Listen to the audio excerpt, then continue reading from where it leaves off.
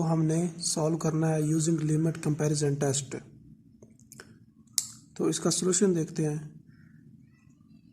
ये हमारे पास एक सीरीज है जिसको हम इस तरह में लिख सकते हैं 2n+1 ओवर n का स्क्वायर प्लस 2n+1। तो लिमिट कंपैरिजन टेस्ट अप्लाई करने से पहले हम देखते हैं कि इसकी ए एन टर्म जो क्या बनती है। आप देखेंगे इसकी क्या है, ए एन टर्म अगर हम इसको लेते हैं तो ये क्या है 2n+1 over n square plus 2n+1। तो लिमिट कंपैरिजन टेस्ट में क्या है कि एक ए एन सीरीज होती है, एक बी एन होती है। तो ए एन तो हमें गिवन होती है और बी एन जो होती है वो हमने खुद बनानी होती है। तो वो हम किस तरह बनाएंगे, वो हम इसी सीरीज से बना सकते हैं। देखिए इसकी जो लीडिंग टर्म्स है वो कौन सी है, 2n ओवर n का स्क्वायर। लीडिंग टर्म वो क्या है 2n ओवर n का स्क्वायर, जिसको अगर हम n कैंसिल हो तो ये क्या बन जाती है 2 ओवर n बन जाती है। और इसको अगर हम मज़ीद सिंपल करना चाहें तो हम इसको इस तरह भी लिख सकते हैं 1 ओवर n। तो ये हमारे पास एक क्या बन जाती है, सीरीज बन जाती है इसकी। सो क्या करते हैं, we let b n is equal to 1 over n। तो यहाँ से हमने एक बी एन जो है वो सीरीज 1 ओवर ए एन ले रही। सिंस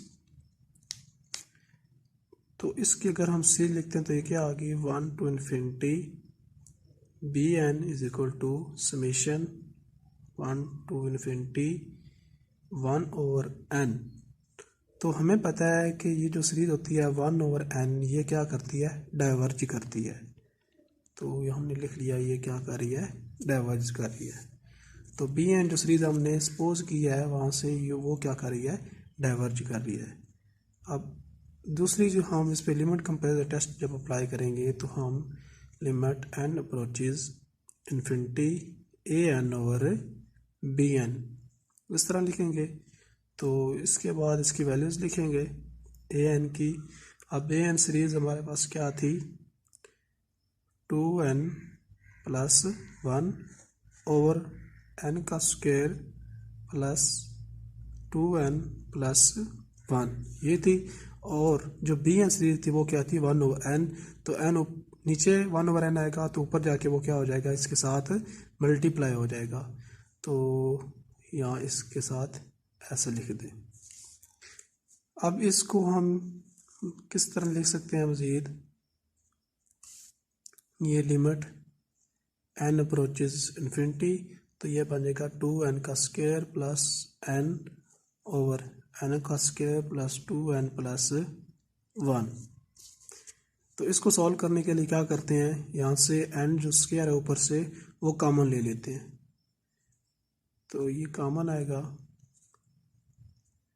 यहाँ से ऊपर से लिया n स्क्वायर तो अंदर क्या बच गया 2 प्लस यहाँ पे 1 n स्क्वायर लिया है तो एक n नीचे आ जाएगा। तो ये ऊपर हमारे पास 1 बच गया और नीचे जब n स्क्वायर कॉमन लेंगे तो यहाँ पे क्या बच गया 1 प्लस यहाँ पे 2/n और यहाँ पे क्या बच गया 1/n का स्क्वायर। तो ये हमारे पास आ गया। अब ये इसके साथ कैंसिल हो जाएगा।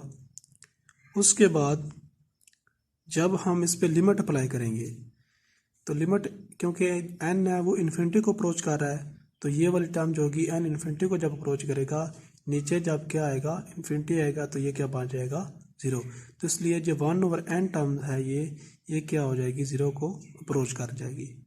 इस तरह ये टर्म भी क्या हो जाएगी 0 को अप्रोच कर जाएगी और ये टर्म भी 0 को अप्रोच कर जाएगी। तो हमारे पास ऊपर क्या आ जाएगा 2 और नीचे क्या आ जाएगा 1। तो हमारे पास आंसर इसका क्या आ जाएगा 2। तो इसके फर्स्ट पार्ट में हमने पढ़ा था कि जब लिमिट ए एन और बी एन वो क्या आती है, कांस्टेंट नंबर आती है। ये हमने पढ़ा था limit n approaches infinity a n over b n is equal to some constant number जो कि क्या हो पॉजिटिव हो। तो ये हमारे पास देखिए कांस्टेंट नंबर है और ये पॉजिटिव है। तो इसलिए इस फर्स्ट पार्ट अगर इस तरह हमारे पास लिमिट आती है तो फिर हमारे पास या तो दोनों सीरीज जो हैं वो डाइवर्ज करेंगी या दोनों कन्वर्ज करेंगी। तो हमने यहाँ पे ऊपर देखा था कि बी एन जो थी वो क्या कर रही थी, डाइवर्ज कर रही थी। इसलिए जो ए एन होगी वो भी क्या कर जाएगी, डाइवर्ज कर जाएगी। B n diverge, so summation an also diverges by first part of limit comparison test. तो इस टेस्ट को यूज़ करते हुए हमने देखा कि ये दोनों सीरीज जो हैं वो क्या कर रही हैं, डाइवर्ज कर रही हैं।